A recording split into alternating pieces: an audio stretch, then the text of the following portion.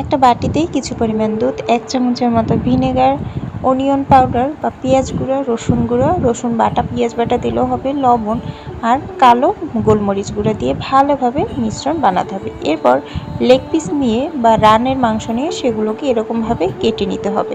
তাহলে কিন্তু এই মিশ্রণটার ভিতরে এরপর এগুলোকে ডুবালে খুব সুন্দরভাবে এটা গায়ে মাখা যাবে। এরপর কিছু পরিমাণে ময়দা, কর্নফ্লাওয়ার নিতে হবে। কর্নফ্লাওয়ার নিলে কিন্তু খুব মুচমুচে হয়।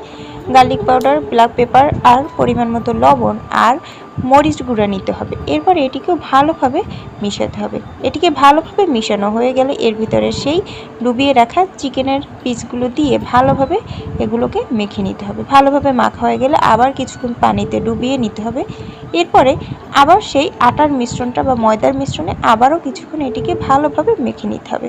ভালোভাবে মাখলে হবে কি, এটা অনেকটাই কিন্তু ক্রিস্পি হবে দোকানের মতো। এরপর এটিকে